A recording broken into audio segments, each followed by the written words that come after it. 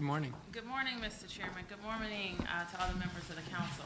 I'm pleased I was going to say call to order, but maybe I'll just say convene this meeting of the mayor and council on October the 27th. And I think everybody has a copy of the agenda in front of them. And we have three main items on the agenda where we're going to first have some celebration and where we talk about our schools and our school leaders. We're going to talk about park and we're also going to talk about CPR and saving lives across the District of Columbia. Is there anything else you'd like to add, Mr. Chairman? Don't think so. Okay. So let me recognize everybody at the table.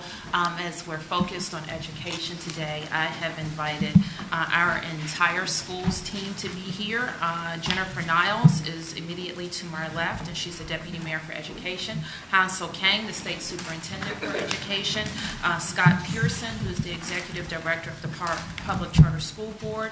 And Kaya Henderson, who's the Chancellor of DC Public Schools. And we would also like to acknowledge the leadership of the council and with Council Member David Grasso, who chairs the council's education committee. So first, Mr. Chairman, you may be aware that it is Principals Appreciation Week. And we know the very significant role that principals play in our schools.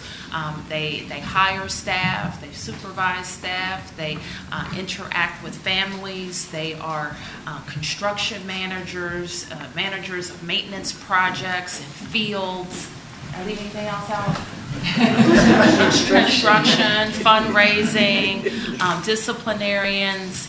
They support the nurses and traffic management.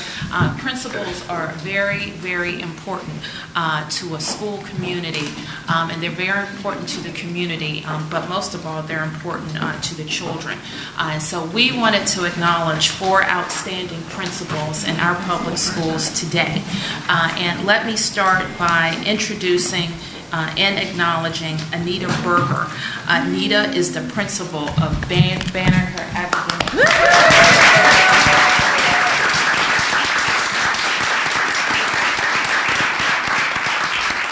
So Principal Berger has served at Banneker since 2005, and she plays an instrumental role in fostering this public high school in DC in the International Baccalaureate Diploma program. So there's a lot that I can say about all of these wonderful people, and I know that you are going to get to know them all. And Banneker, of course, is a citywide high school located in Ward 1. I also want to acknowledge Principal Natalie Gordon. Natalie Gordon is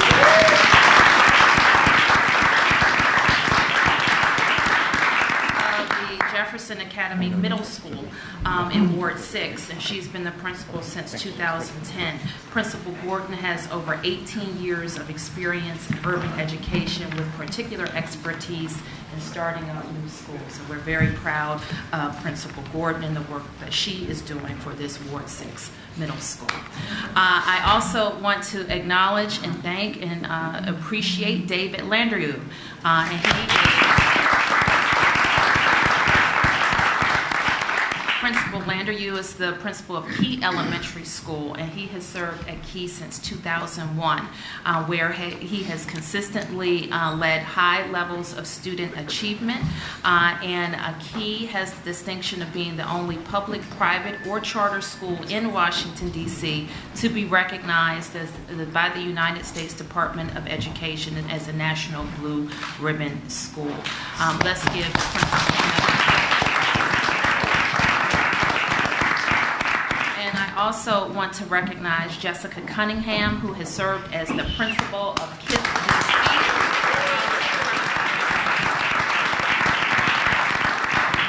And she's been the principal since 2012, and 100% of her seniors have been accepted to college each year. Ms. Cunningham was also awarded the prestigious Milken Educator Award, where she received a $25,000 award. So once again,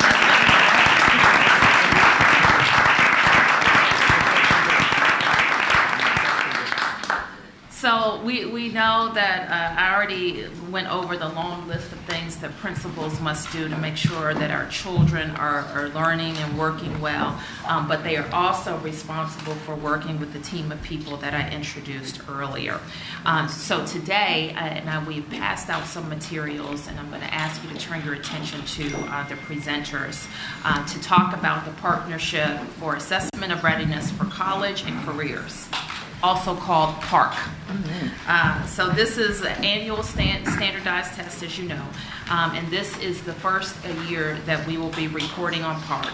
PARC will replace DCCAS. So I am actually going to ask the Deputy Mayor to talk in more detail about PARC, but you already know the context of our improving public schools in the District of Columbia. And we really have a lot of people around this table who have been very committed to robust and consistent school reform, who've made tough decisions, who've made critical investments in our school, but also recognize that we still have work to do. So the number of students, this is an important number, enrolled in our public schools has increased for the 7th consecutive year.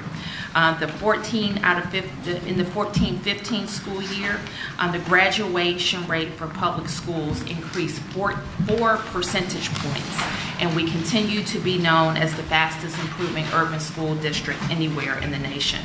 So we continue to be committed to building on that progress. So let us now talk about what PARC means.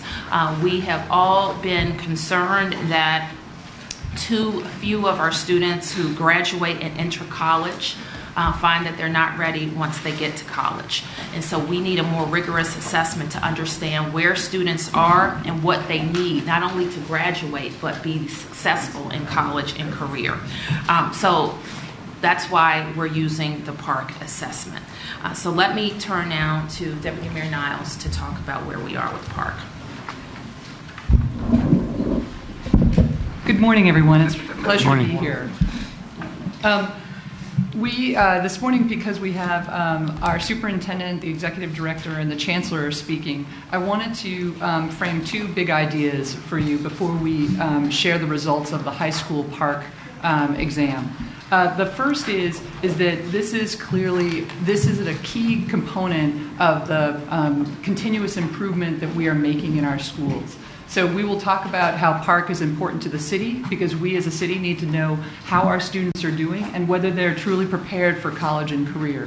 We have seen too few of our students graduating and then graduating college, and we know that getting through a post-secondary degree or program is critical to their well-being as a citizen, as somebody who can raise a family, and as somebody who can contribute to society. The other point that I want to make is that this exam is critical in our continuous improvement of education itself. And so, as a former school leader, school leaders are hungering for this information, because this exam is aligned to what we've been teaching. It's aligned to the Common Core state standards. And while that sentence we hear over and over, the profundity of it, if you're not in a school, may not always hit you. When you think of one of my favorite analogies is that we have often been trying to measure the weight of a pig by using a measuring tape around their stomach. There's no correlation there. And so this exam actually is assessing what our teachers are teaching. So our school leaders can't wait to get their hands on this information, because it's going to give them a better understanding of what the curriculum and the programs that they're doing at their school what effect that's having on our kids, what impact.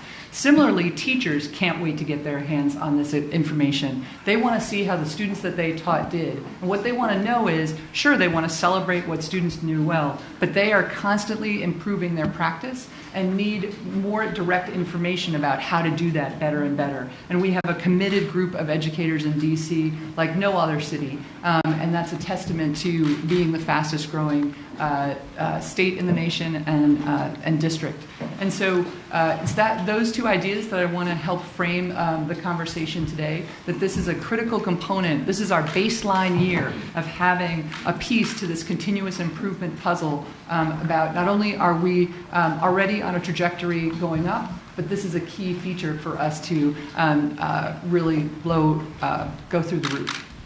And I'd like to introduce our superintendent, state superintendent of the Office of the State Superintendent of Education, Hansel Kang, and Hansel will walk you through the specific results that we received. Except for, you know what I would like to do before that? My apologies, is I would like to ask our Councilmember Grasso, who is the Education Chair of the committee, if he would like to say a few words, or I would like, please, will you say a few words? Sure. You know, there's not much more to say here to set this up. I think the reality is that the whole city is going to come together around this new approach on how we assess how well our students are doing in the schools across all the sectors.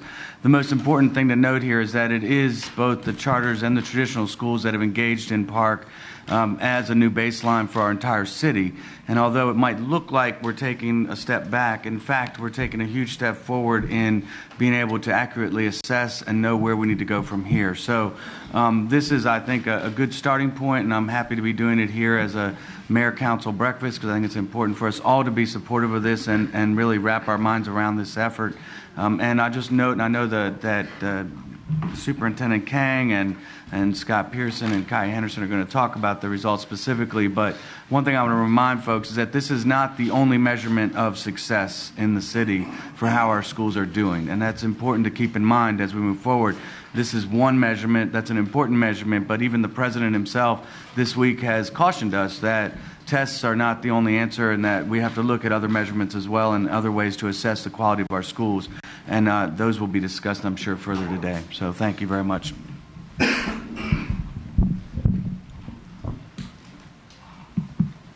Thank you very much to the Mayor, Deputy Mayor Niles, and Councilmember Grasso for their opening remarks. As they said, I think the Partnership for Assessment of Readiness for College and Careers is an important step forward in our city's work in education, and I'm pleased to be able to share the first year's results with all of you.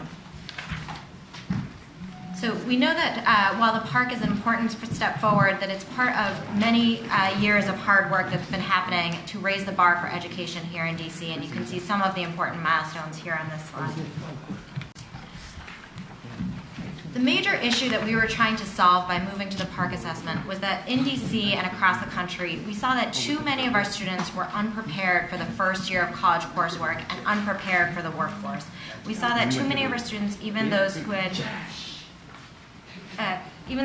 succeeded in high school. The principals.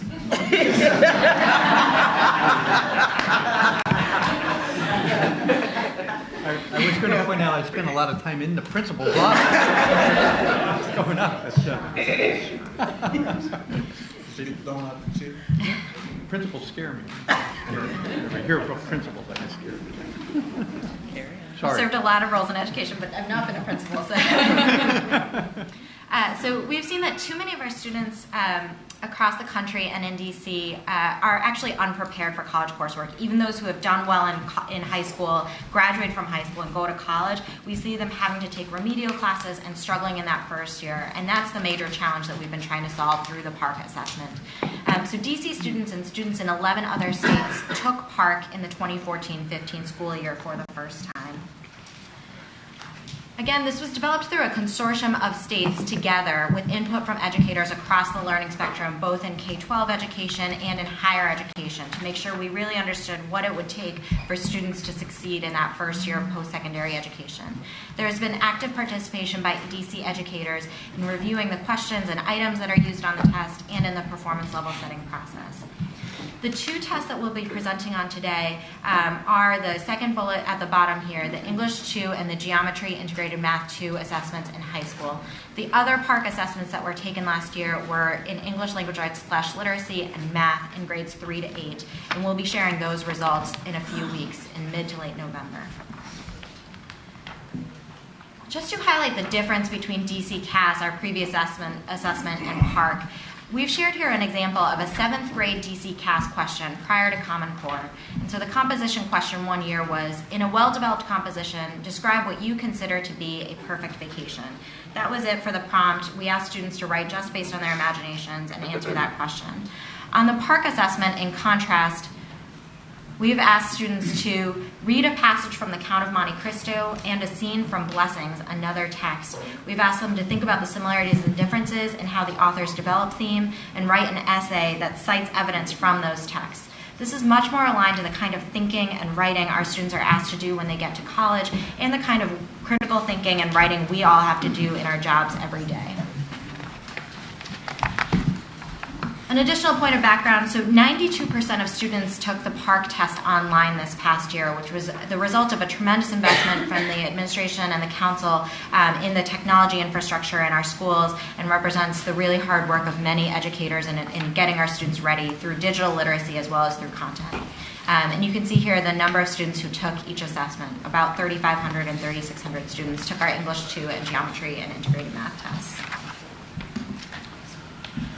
When we look at the performance levels on PARCC, one difference from the previous DC CAS is that PARCC actually has 5 performance levels, ranging from level 1, did not yet meet expectations, up through level 4, met expectations, and level 5, exceeded expectations.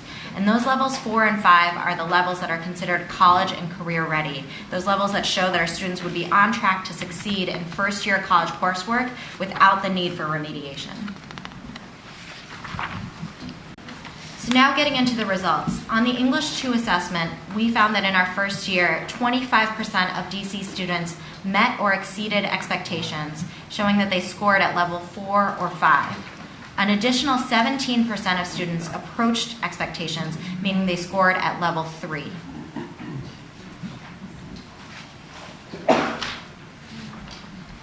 This slide then shows the same results broken down by race and ethnicity. So in the leftmost column, the one labeled all students, that is the same results that you just saw on the prior slide. And then the other 3 columns here break out those results by the race and ethnicity of our students.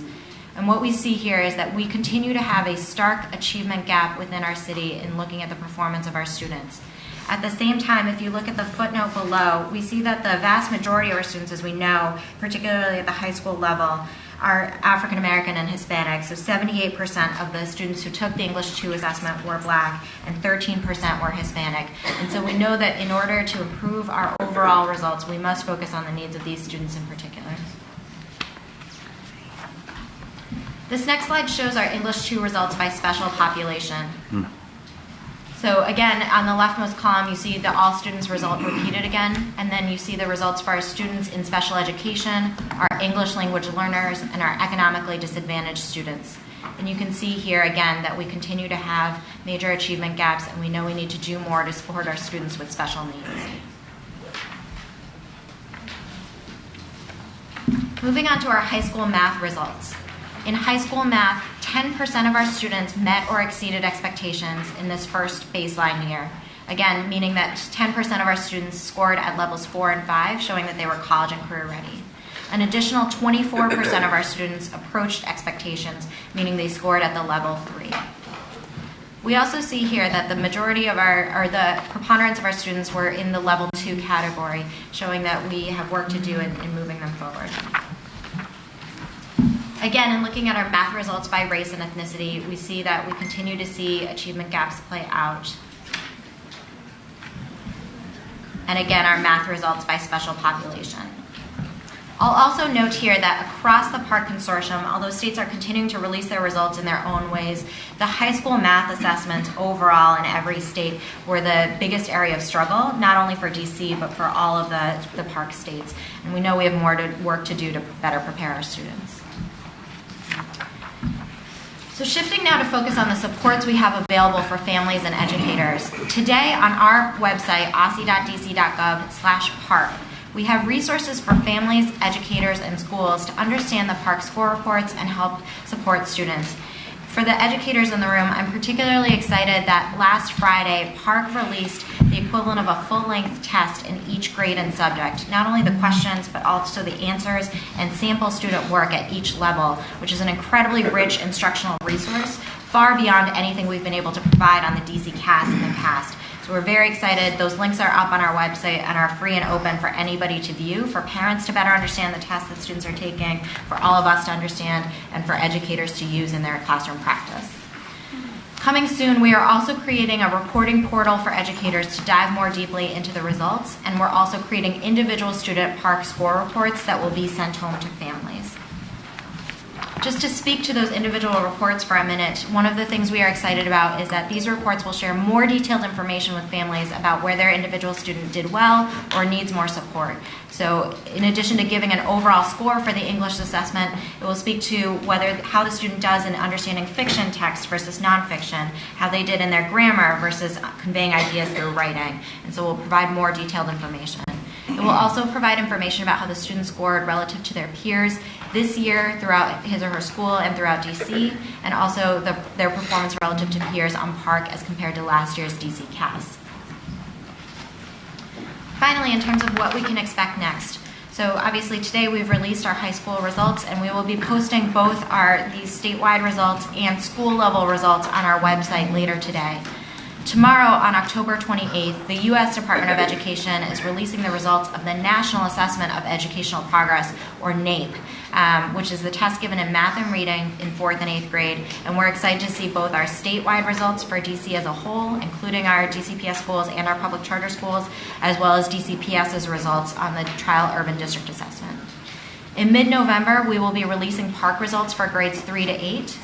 And in December, we will be sending home individual student PARCC score reports to families. These results will be shipped by OSSE to schools and sent home by schools to families. Additional reports will also be available online to educators at that time. Finally, I'll just close by noting that in your appendix, you will see more detailed results. Oh, apologies, one more slide. Again, speaking to the need to support our students, particularly in special populations, we are continuing to do a great deal of thinking and look forward to working with our LEs and schools, but wanted to cite a few additional initiatives, a few of the important initiatives that are currently underway. So first, the Empowering Males of Color initiative is obviously an incredibly important effort to better support our men of color. We are also working with DCPS and the public charter schools around community schools that better provide wraparound services for our students and their families and the surrounding communities. We are seeing extended day offerings at DCPS and public charter schools to offer our students more time to learn. And finally, we are continuing to work again with both DCPS and public charter schools around career academies. We have a number of career academies currently underway in high growth, high wage industries, and have just announced 4 additional career academies that will open for next school year to better prepare our students both for college and careers. And I'll just note that in your appendices, you will see additional data that breaks down by sector, by the public charter schools and DCPS. But in the interest of time, I will go ahead and turn it over to Executive Director Scott Pearson to talk through the public charter school results. Thank you, Hansel. When the city embraced the Common Core and the PARCC assessments, we did it for good reasons. We wanted a set of standards that were aligned to the requirements of a 21st century globalized economy, and we wanted an assessment that was more authentic, that assessed not simple recall, but abstract and critical thinking, and that was honest about how our students were doing, and most importantly, that raised the bar.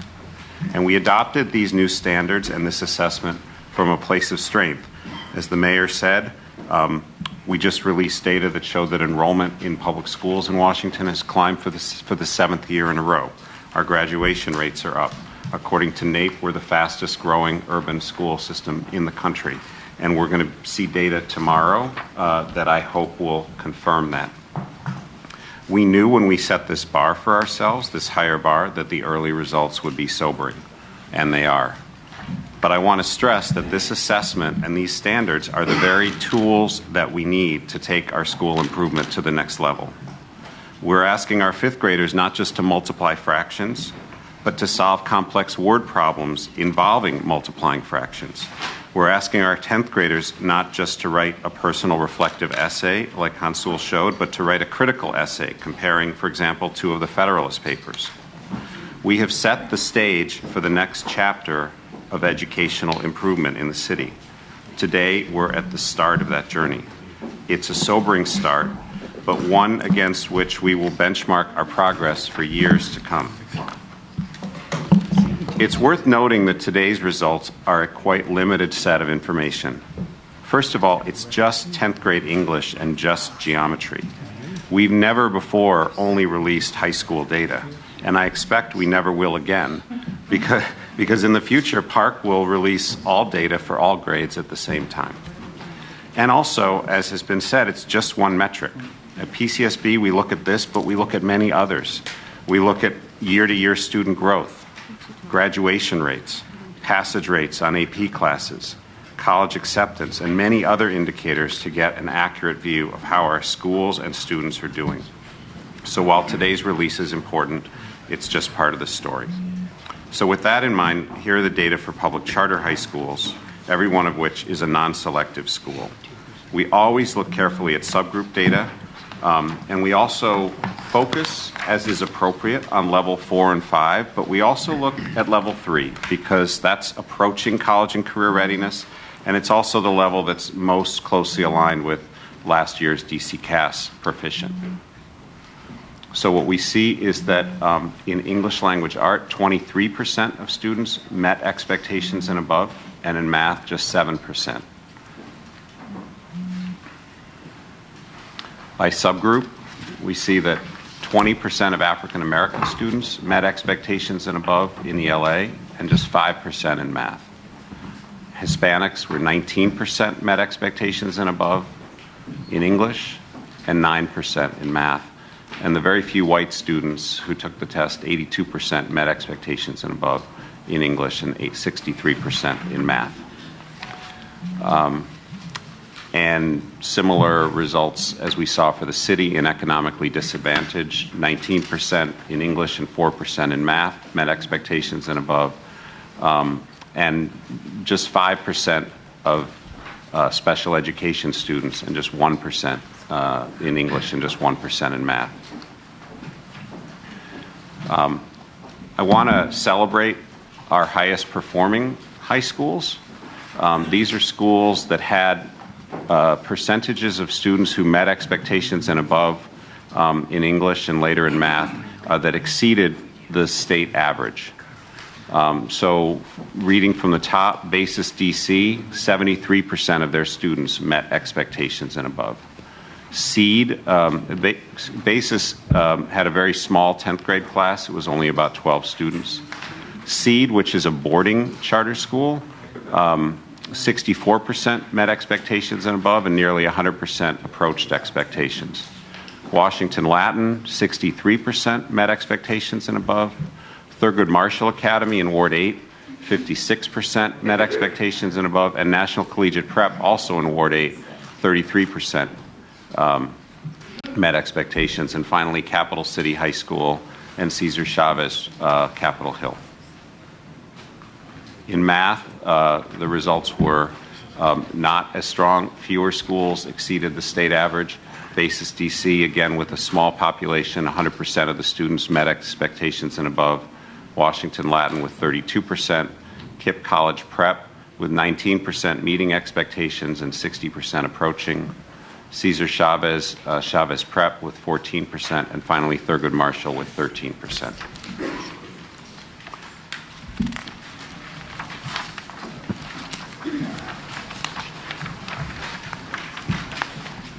So I just want to close by thanking Mayor Bowser and Deputy Mayor Niles for their leadership.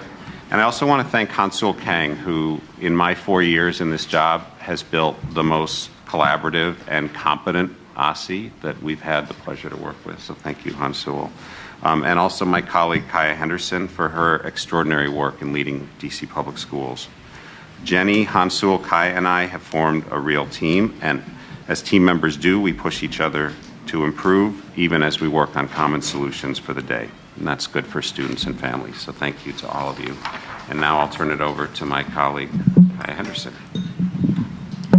Good morning.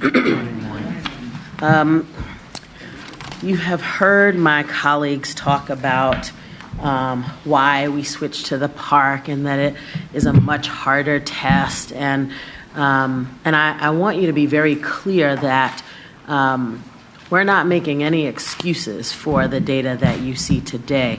The way I think about it is, we've effectively told our kids, if you get to the 50-yard line, you've made a touchdown. But in fact, we all know that the touchdown is actually at the other side of the field. And for the first time, what we're saying is the 50-yard line, which is where the DC CAS got us to, is not enough. We can't shoot for mediocrity. We have to shoot for excellence. We didn't previously have the tools that would help us get there.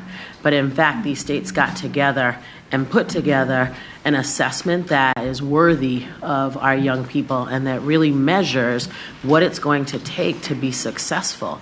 We can't continue to send young people to college where they have to pay for the courses that they should have been taught in high school. We don't feel good as an education leadership team. We shouldn't feel good as a city if our young people are incurring debt to take classes that we should have taught them. So it's not a pretty moment for us, but it's an honest moment for us. And we're not afraid to confront that. When I look at DCPS's information, you see the same sort of sobering results. But we are committed to holding firm to prepare all of our students for college and career. In DC public schools, you'll see our results by level. 27% of our students who took the ELA test were on track to be ready for college and career. Only 12% of students who took geometry were on track. These are not happy numbers by any stretch of the imagination. If you look at the variety of high schools, look at how all of our schools did on the test, you can see that there are many challenges, that there are also some bright spots. Our selective schools, Banneker, Ellington, and School Without Walls, performed fairly well. It's also worth noting that at these particular schools, black and white students achieved at roughly the same rates. At Wilson, Phelps, McKinley, Eastern, and Columbia Heights, we saw some positive outcomes which spanned racial groups, but our greatest challenges remain at our comprehensive high schools, where we know we have a great deal of work to do to prepare our students for the future. As you saw in our first slide, we also have a large group of students with the lowest score. What I read in this data is that we know our students are capable of the level of the work, but we have to do some very different things to prepare them going forward. The picture is even more stark for geometry. Historically, our assessments have shown that our students perform well when they take tests that are based on a broad range of math skills. In fact, in 2014, nearly half of our 10th graders were proficient in math. But this test shows us that these general skills are not translating into success when students face the rigors of specific subjects like geometry. We've already started the hard work of adjusting our high school curriculum to ensure that students are gaining the progression of skills they need for success leading up to geometry. But these results show that we have a lot more work to do. When you look at our subgroup data, like the state, our achievement gap is striking. While 81% of white students scored a 4 or a 5 in ELA, only 19% of black students and 28% of Hispanic students achieved that score. In geometry, 50% of white students scored a 4 or a 5, but only 5% of black students and 9% of Hispanic students achieved that score. I'm also very worried about the achievement of our special education population. We've made a lot of progress in improving our services to students with IEPs and being compliant, but we have to continue to focus on helping students achieve and improve their performance. Admittedly, this is difficult news, but I think we have to keep two things in mind, both of which were eloquently presented by our education chair, Councilmember Grasso. First, this is not new information for us. We've known for years that too many of our young people were not achieving success after high school. This data actually gives us the information that we need to be able to do something different. Second, these results don't take anything away from the remarkable progress that our students have made. DCPS students are taking AP courses and tests at historically high rates, and our pass rates for those exams has risen to 33%. Our graduation rate is up. Our truancy rate is at an all-time low, and more students are realizing success in the 9th grade, which is a key metric around high school graduation, due to our 9th grade academies. Even before we made historic investments in AP classes and electives, high school satisfaction rates were at an all-time high.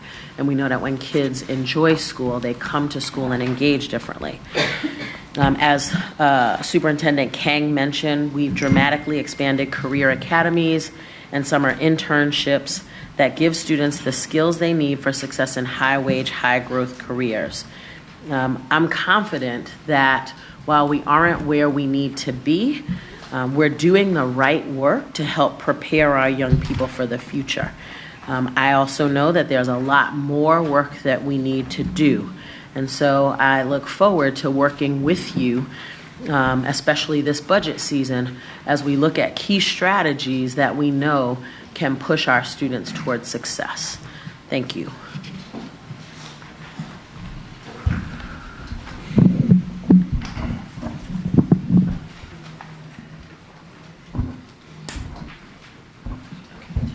Chairman, we're happy to take any questions.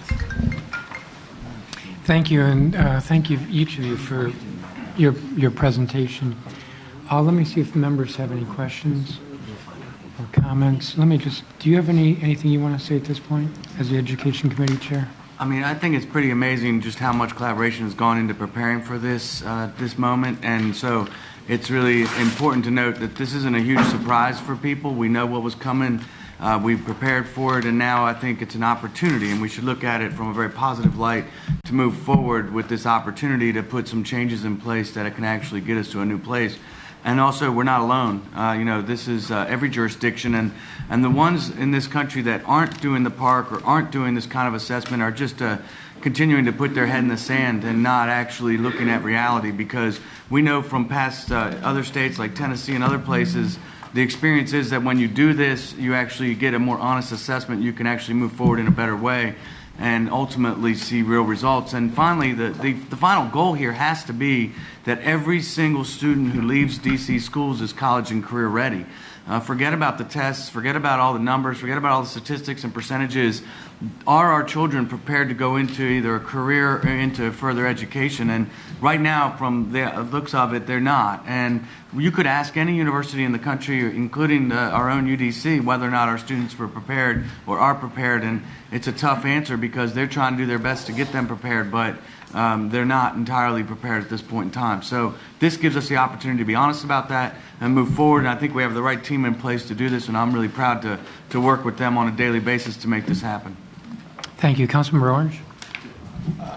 My question is, are we able to look at the results from the 4th grade tests, and the 9th grade tests, and then the performance of these children when they graduate from high school? Is there some correlation? I guess I'm of the belief that there are those students that did not do well on the 4th grade tests are probably still the same ones that are having problems all the way through. And I think most of you have been around here for a while and know that I'm really hard on early childhood education, and I think there should be more emphasis on our children being prepared to read independently from in the 4th grade, and that they can add, subtract, multiply, and divide, because that's the foundation. And I continue to say it's not the middle schools or high schools are the problem, it's what we're sending. If we don't send a kid with a proper educational foundation, then these are the results we're going to get.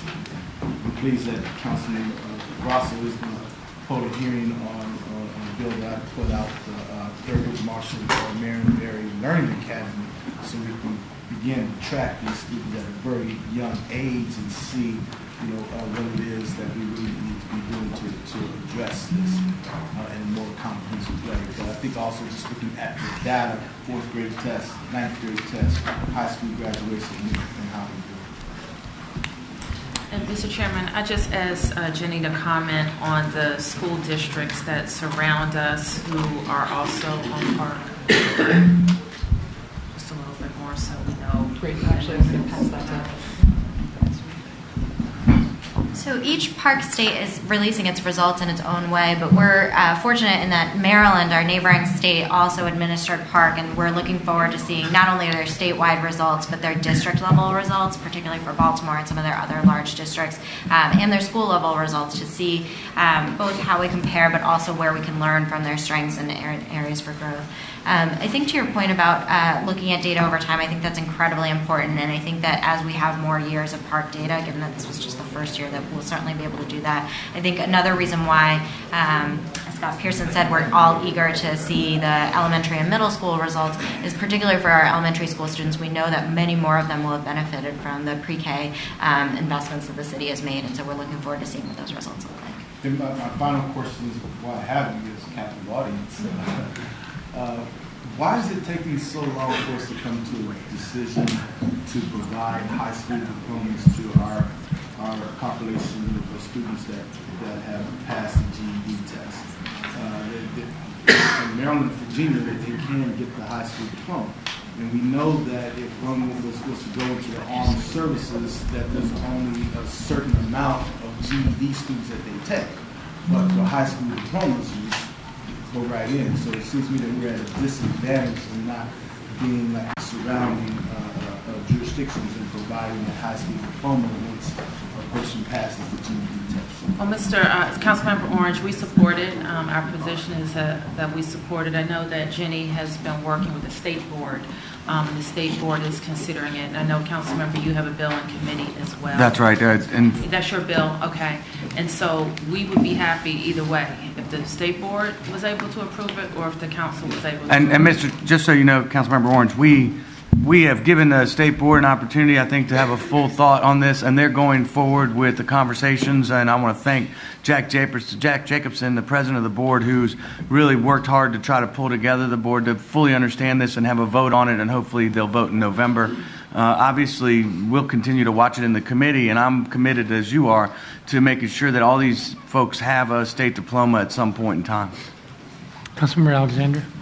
Thank you. Thank you for being candid with these results. Of course, I'm going to look at H.D. Woodson, and I just want to know the explanation for the 0% one. I don't understand that, if that means that no one in the entire school tested at least exceeded or met the results. That's one concern I have. Secondly, if it's college and career, and everyone is taking the same exam, right? So how is it assessed whether a student is going to be tracked college or career? Is that decision, how is that determination made? So first on the H.D. Woodson question, it means that no student scored a 4 or a 5, right? Now, you've heard my colleagues talk about how many students are scoring a 3. We can get you that information because I'm sure there's students at H.D. Woodson who scored a 3 or a 2 or a 1. But if we're saying that college and career is 4 or a 5, then I'm focused on 4s and 5s. And it means that we have a lot of work to do to get folks. We've never tested geometry before in this way, and so this was the first time out for our young people, and they did not show up on 4 and 5, and that's the goal. So we have a lot of work to do. In terms of college and career, effectively the standards say if you meet this, you will be ready for college or career. There's no tracking mechanism, and so in fact in many of our career academies, because our young people literally don't necessarily know for sure what they want to do, we're preparing them for both, not one or the other, and students make the decision as to what they want to do. We don't track kids into one or the other. Even in our career academies, we have college track programs that our young people can choose. So just to follow up on that then, with the 0 percentages, and when you look at the higher percentages, what are we going to do differently? Are you going to look at those schools that did at least meet the mark by whatever percentage and find out what they're doing? I'm just interested in knowing what are we going to do differently now to prepare the students? I think that or what were some of the things that worked to get students to even meet or exceed expectations? So, I mean, there are lots of things that I think we've already started but have not yet seen the fruits of, right? So we started, most of these young people were in the 8th grade when we started teaching our Common Core aligned curriculum, right? Over time, the 3rd through 8th graders have actually seen it for a few more years, right?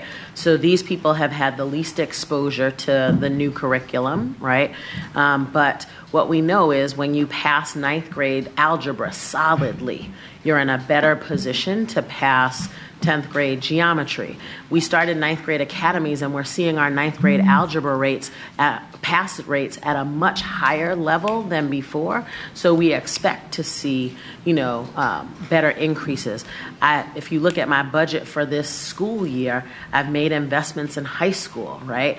When everybody says continue to make investments in early childhood, I take Councilmember Orange's point, but we can't leave behind the young people who are sitting in our high schools now. And so we've put more rigorous coursework in place. We've put electives in place.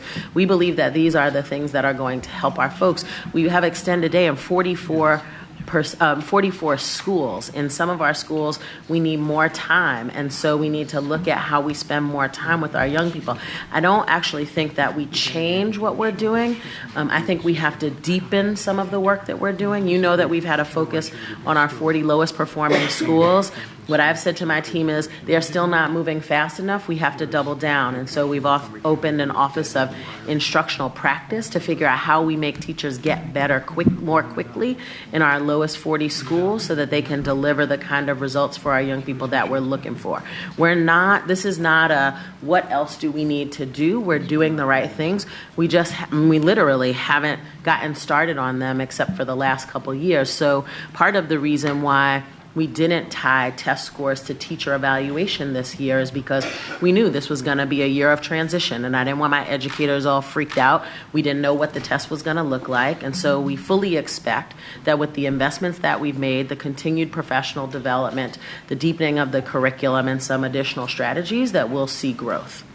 So just the last question. You mentioned about the college remedial courses. So we are tracking students that graduate and how well they do in their freshman year? Yeah, so one of the things that we never done, we just graduated kids and said sayonara.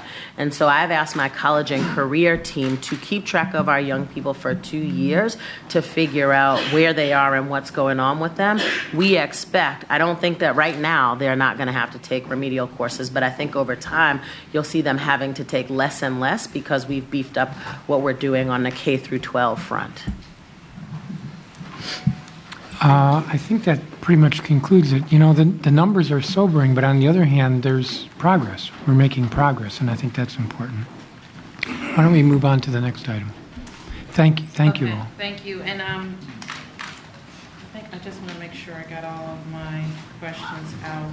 I did ask the deputy mayor why we chose geometry. Because there will be some states that chose something else in terms of math. So that's just one other thing to watch out for when you're looking at different state scores. They won't all be apples to apples because some are doing Algebra 2, Algebra 1, and our 10th graders took geometry. So that's something to look out for. But I, with Councilmember Grasso, want to acknowledge that the team has been working very collaboratively together. And also to the Chancellor's point about the things that are in place, that have been in place for a couple of years in some cases will be new in this budget season that we will have to follow and continue to invest in. So thank you all for that. And so I want to thank you guys, and we're going to switch out and invite our fire and EMS team up. And Mr. Chairman, Councilmember May also wanted to acknowledge some new staff members, and I wanted to give her a moment to do that. Yeah, we're going to dig all in. This is the first. Thank you. Good job. Thank you, Mayor. Thank you, Chairman Mendelson. As people are kind of transitioning, one of the things that we talked about on the council is supporting the DOES Summer Youth Employment Program. And so under the leadership of Councilmember Orange, we really look to move forward the 22 to 24-year-old summer youth employment program. And one of the things that I did was challenge my colleagues on the council to make sure that we're investing in the program, not only in voting for the funding, but in also hiring SYE peers. And so I'm very excited this morning to introduce 3 of my staff members. Please stand up. These are 3 staff members who are all Ward 8 residents, who are all college graduates. 2 of them are SYE peers in the 22 to 24-year-old program that are now transitioning from what we're just talking about, preparing our young people for for college and preparing them for the workforce. And so I'm excited that I have 2 full-time 22 to 24-year-old SYE peers on my staff, and one of them would like to say something. Good morning, everybody. My name is Devon Lassine, and I'm a native Washingtonian, as well as a recent college graduate and a 2015 SYEP participant. I want to first acknowledge and thank Mayor Bowser and the accompanying bodies for providing such an opportunity. I would also like to extend my thank you to Councilwoman May for providing me with such a grand opportunity to serve and begin to manifest the dream. I hope me, as well as my peers, continue to receive such grand opportunities and tools to perform, for it is only opportunity of night skies for stars to shine bright. Thank you.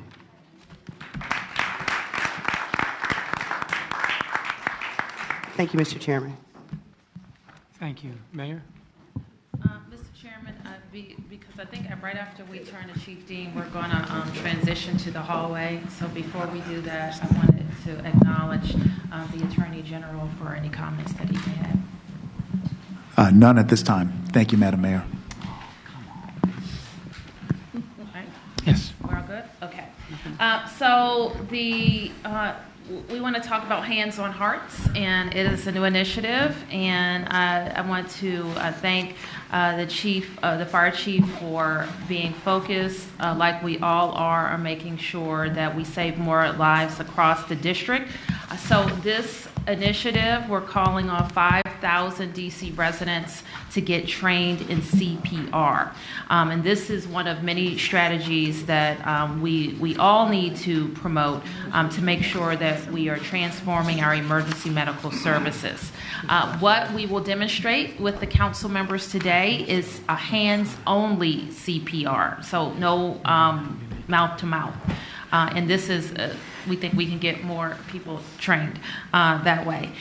This is the training that we're going to receive is kind of the executive summary, we might call it.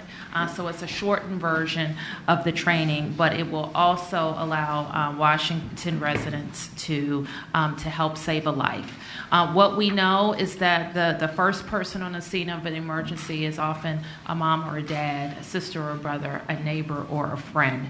So if they have these life-saving techniques, we will have our loved ones around for a long time. I wanted to acknowledge a few people who have joined us, who, because of a person, a neighbor or a friend or a passerby, was able to administer CPR, and our first responders were able to get there really quickly thereafter. These folks are still with us. One person in particular is known to the council because he worked for Councilmember Anita Bonds. And Nishant is here with his wife. You may recall reading that Nishant went into cardiac arrest on the evening of August 21st at Turkey Thicket Park. He had been exercising with a friend when he collapsed. And I want to welcome Nishant and his family.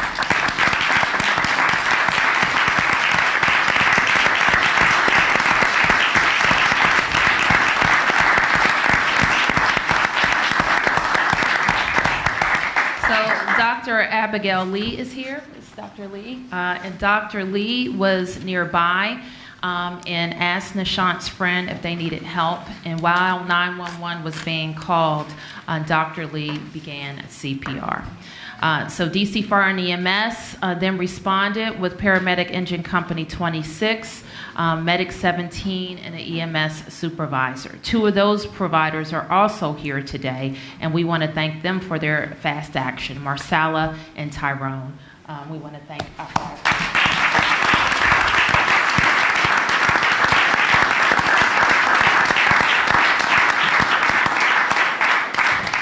So we're also joined by Thomas Parker, and Mr. Parker went into cardiac arrest on September 3rd, 2015. Mr. Parker's wife quickly called 911 and started CPR. Mr. Parker, we're happy to see you.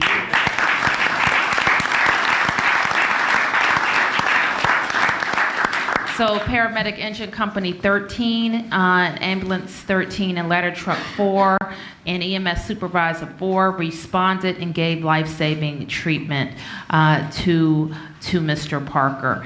And representatives are here today, Captain Patrick Banks and firefighter Dave Payton. Thank you to our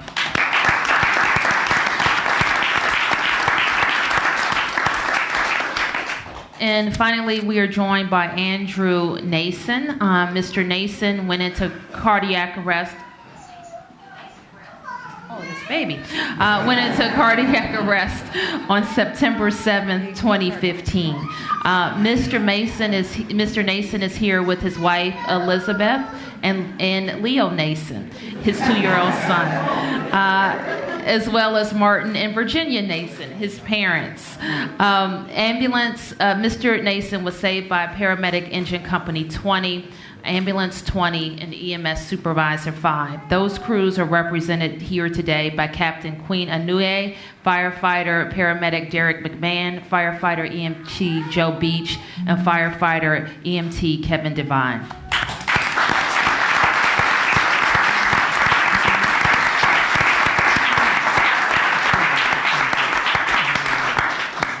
And we're always pleased when you see a lady in red, or especially this lady in red. She's representing the American Red Cross, and we're grateful for their presence here.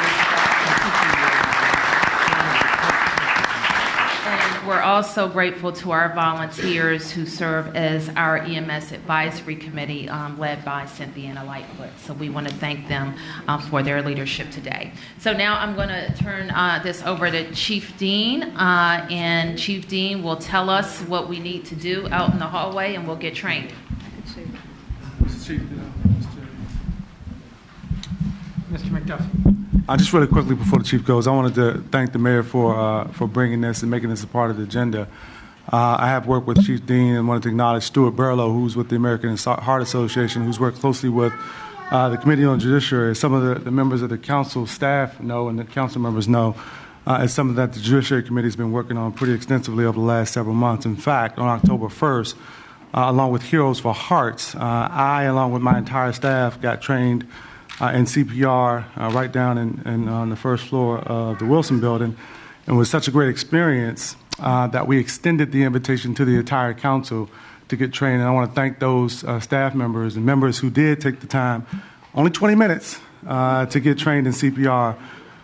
It saves lives, and I'm sure the chief will speak to it, but every second matters, and I'm sure Nishant and others who are here can attest to that, and it's very important to get folks trained. As you all know, that there's a bill in the Judiciary Committee right now. David and I had a hearing on one, and there's another bill in the Judiciary Committee right now that would really extend the possibility to have every person within the government get trained in CPR, and then we want to hopefully get that out of committee as soon as possible, and also extend that opportunity for students to get trained as well.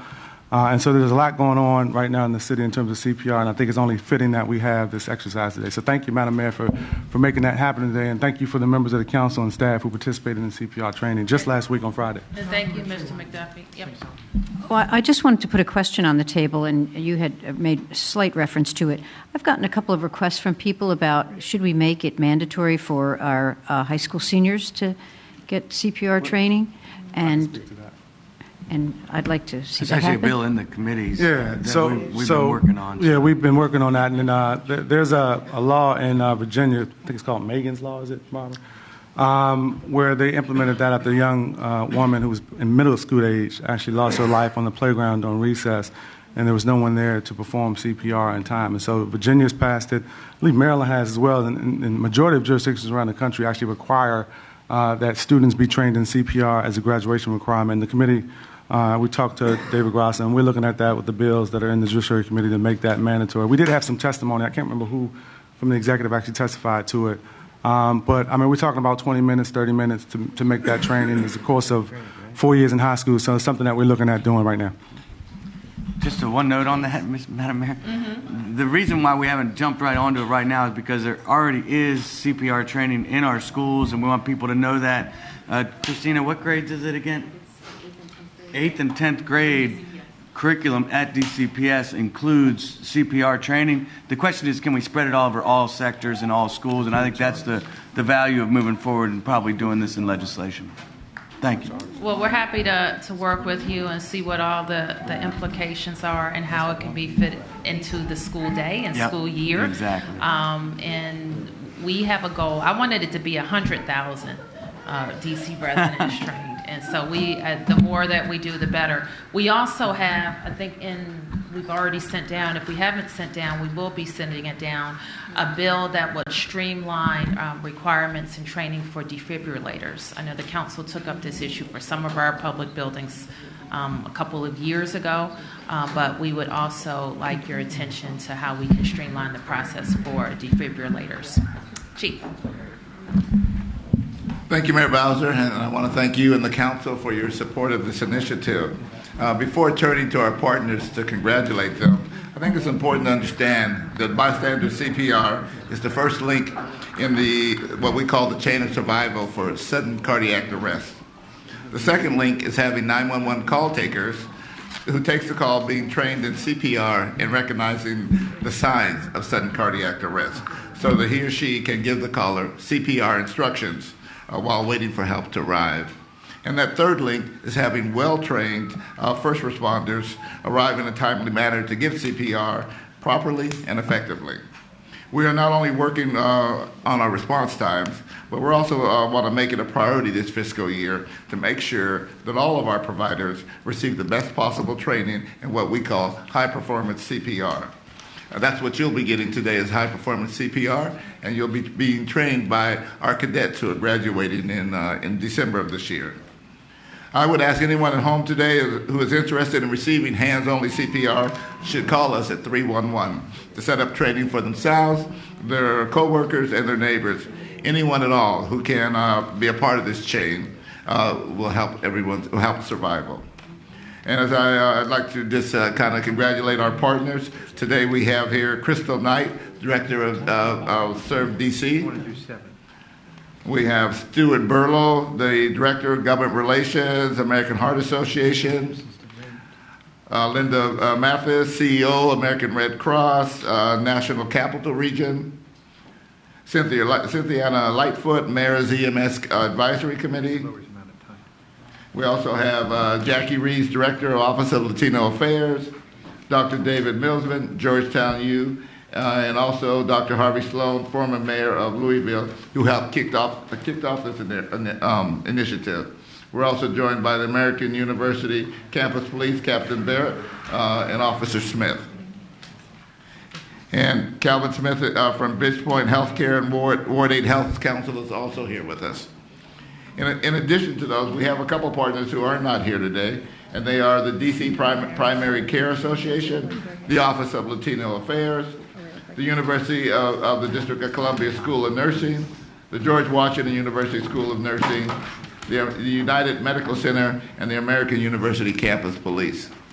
So it's my pleasure to introduce Sergeant Forrest, who's actually going to guide you through the instructions before we go out and do hands-on. That would be Sergeant Forrest. Great promotion. Good morning, everybody. I want to first say thank you all for having us out today. CPR is very important through the city. And on last year, my grandfather went into cardiac arrest. And when he went to arrest, the person that was with him didn't know CPR. And the thing about it is that that person who was with him, he tried to get them to come to my class 2 years. And so this is a personal thing for me, just getting out doing CPR. And I want DC to be the safest place, not just because the president's here.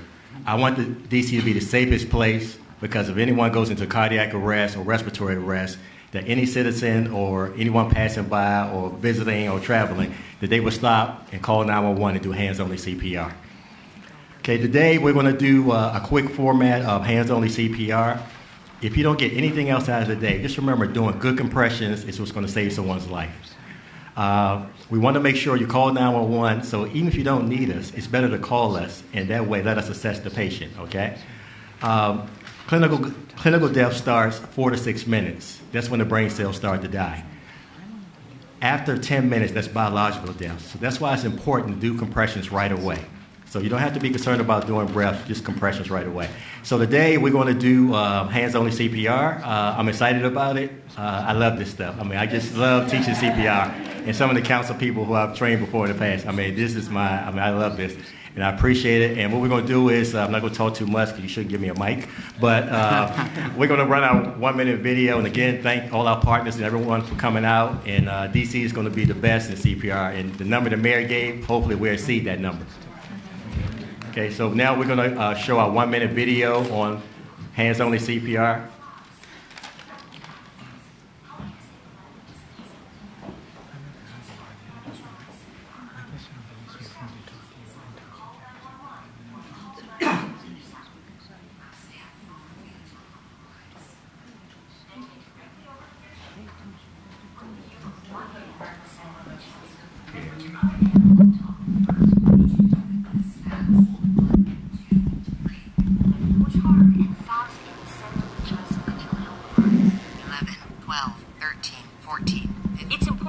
At a rate of at least 100 beats per minute. 20, 21. Let's hope you never have to use hands-only CPR. But if you see a teen or adult suddenly collapse, don't be afraid to try it. Remember, call 911, then push hard and fast in the center of the chest until help arrives. Your actions can help save a life.